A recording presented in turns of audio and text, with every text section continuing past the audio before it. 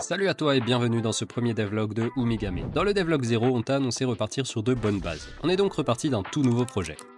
Dans ce devlog, on va te parler de ce qu'on a fait ces 2 dernières semaines sur le jeu. Umigame, qu'est-ce que c'est? C'est un roguelite 2D en coopération dans lequel tu incarnes une tortue biomécanique qui va devoir se battre pour ramener un œuf à l'autre bout du monde. Dans ce jeu, tu évolues avec ton coéquipier dans un monde marin, en traversant toutes sortes d'univers hauts en couleurs et en affrontant des monstres de plus en plus forts. C'est pour ça qu'on a commencé par mettre au point le système de combat, l'élément le plus important du jeu.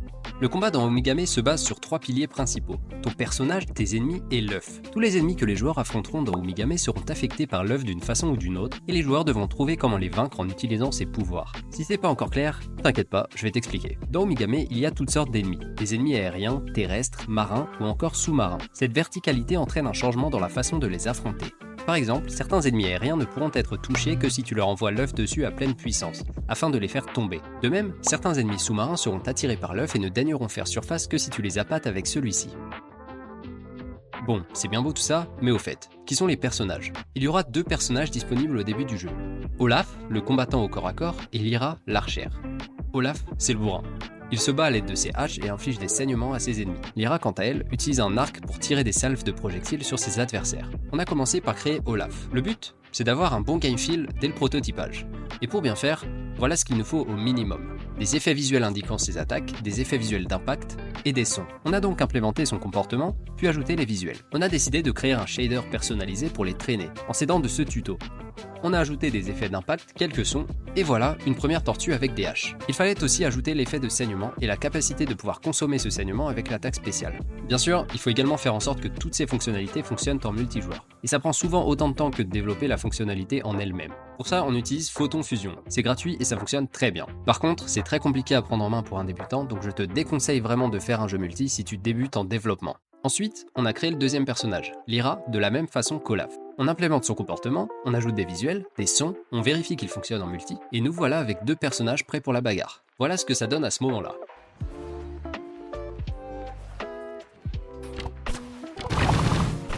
On a des personnages, c'est super, mais il faut bien qu'ils évoluent dans un environnement. On a donc commencé à créer les concept art et l'interface du prototype. On a commencé à réfléchir au lobby, la salle dans laquelle les joueurs commenceront leur partie et reviendront à chaque mort.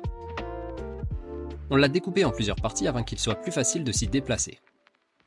On a également commencé à imaginer le style final et la perspective, et on a testé pas mal de choses. On a envisagé d'utiliser certains éléments en 3D pour amplifier l'effet de hauteur, car dans un top-down, il est difficile de montrer la profondeur du décor. Au final, on va utiliser une perspective orthographique classique et sans 3D, mais on verra en testant et avec vos retours. On a utilisé Midjourney pour générer des concept art intéressants et pour nous donner des idées de décor. Ensuite, il fallait aussi commencer les designs du shop et des interfaces avec les PNJ. Pour l'instant, on en reste au plan, car on s'attaquera à l'implémentation plus tard lorsque le gameplay sera bien avancé. Dernier concept art qu'on a fait, c'est celui de l'interface principale. Elle reste basique et permet d'afficher les infos les plus importantes, comme la vie, l'armure, les monnaies, etc. Mais ça nous permet d'avoir une bonne base pour le prototype. Ensuite, on a peaufiné l'œuf et les interactions avec les personnages. L'œuf, c'est la mécanique principale du jeu. Les ennemis cherchent à le détruire ou le voler constamment, et les joueurs doivent utiliser ses capacités intelligemment pour passer les niveaux avec succès. Une mécanique qui sera beaucoup utilisée dans Umigame, c'est le concept de surpuissance lorsqu'on attrape l'œuf. Si un joueur fait la passe à son coéquipier et qu'il arrive à rattraper l'œuf avant qu'il ne tombe par terre, ce joueur obtient une partie du pouvoir de l'œuf et devient plus fort.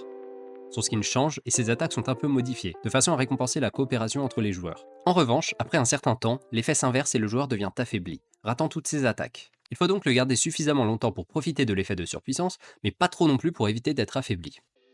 Merci à toi d'avoir suivi ce devlog.